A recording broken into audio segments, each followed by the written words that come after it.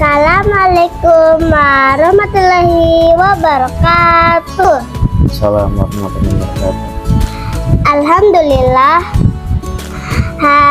hari ini kita semua bisa berkumpul di hari yang penuh kebahagiaan. Sebentar lagi kita akan mendengarkan penjelasan dari Papa tentang makna Idul Fitri. Saya punya beberapa pertanyaan yang pasti bermanfaat untuk kita semua. Yuk kita dengarkan bersama. Apa itu Idul Fitri, Papa? Idul Fitri itu diambil dari dua suku kata Mbak Kinan, yaitu idul dengan fitr. Idul itu artinya maknanya kembali, sedangkan fitr itu diambil dari kata aftara yuftiru, artinya adalah berbuka. Ya, karena orang yang beridul fitri itu maknanya kembali dia bisa berbuka, makan. Mbak Kinan kalau buka puasa kan baca doa juga tuh. Nah, apa doanya? Allahumma laka sumtu wa bika amantu wa ala rizkika aftartu. Nah, itu, dan atas rezekimu kami berbuka ya Allah.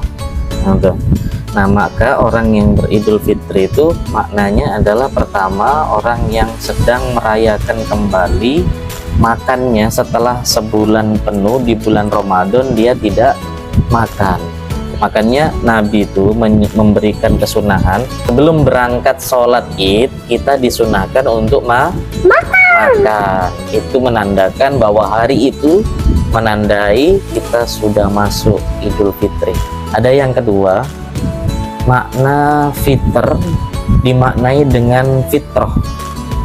Karena orang yang beridul fitri itu setelah sebulan penuh dia melaksanakan ibadah di bulan Ramadan, dia puasa, sholat malam, kemudian bersedekah, membaca Quran, maka dengan demikian terhapus dosa-dosanya yang telah berlalu.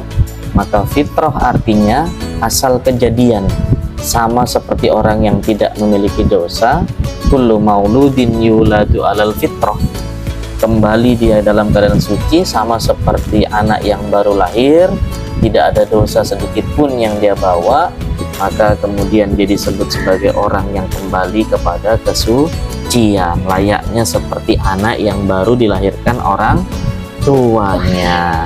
Oke, itu yang pertama. Yang kedua, apa Papa? Kenapa kita harus saling memaafkan?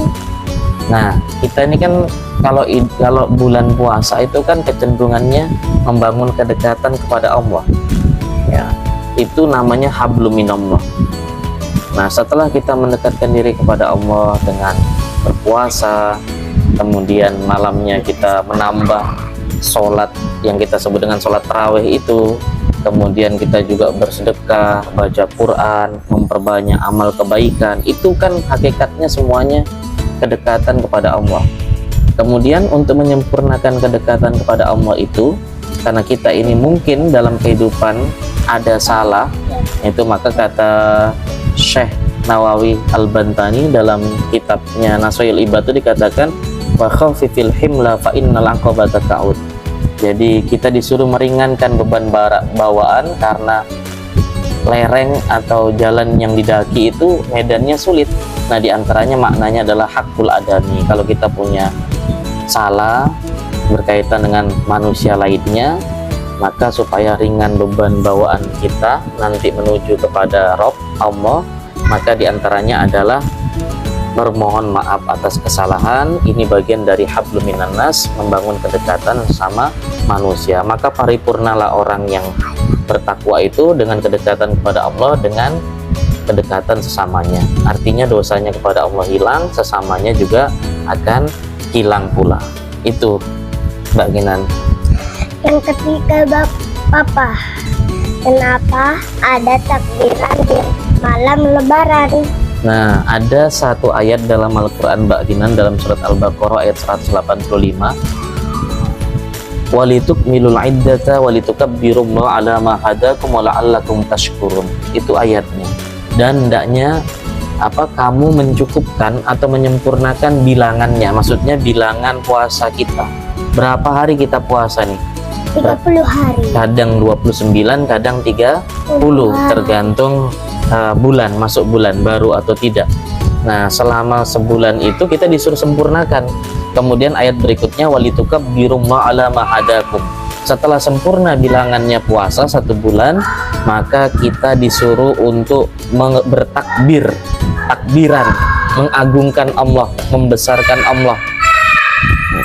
Karena kita bisa melakukan sampai detik ini apapun itu dalam kehidupan kita, itu semuanya karena Allah. Gitu. Jadi kita bisa beribadah dengan baik, diberikan umur yang panjang, bahkan bisa menemui hari kemenangan di Idul Fitri 1 Syawal, itu semua karena Allah. Maka orang yang bertakbir itu sedang mengagungkan, membesarkan Allah, dan dia mengkerdilkan dirinya, mengecilkan dirinya, sehingga ketika dia mencapai satu tahap kesuksesan, dia tidak menjadi sombong tapi semakin tawadhu kepada Allah. Papa, yang keempat, apa yang harus kita lakukan setelah Ramadan? Setelah Ramadan itu adalah meneruskan tradisi yang baik yang pernah kita lakukan di bulan Ramadan. Setelah Ramadan kita terus mentradisikan diri kita dengan perbuatan-perbuatan baik sebagaimana yang kita kerjakan di bulan Ramadan. Artinya kita mengistiqomahkan diri untuk terus jadi orang baik. Itu yang penting, karena tujuan dari Ramadan itu adalah la'allakum tattaqun.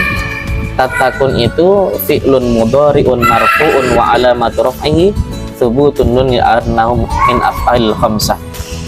Karena dia itu menggunakan redaksi fi'il mudhari', maknanya hari ini dan akan datang harus sama.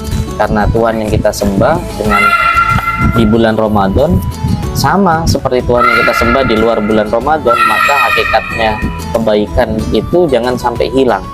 Maka tanda dari ciri orang yang diterima pahala kebaikannya, ibadahnya di bulan Ramadan adalah harus adanya kelanjutan pasca Ramadan, yaitu apa? Nilai ketakwaan. Dan takwa itu penting. Fatazawwadu fa inna khairaz zadi taqwa.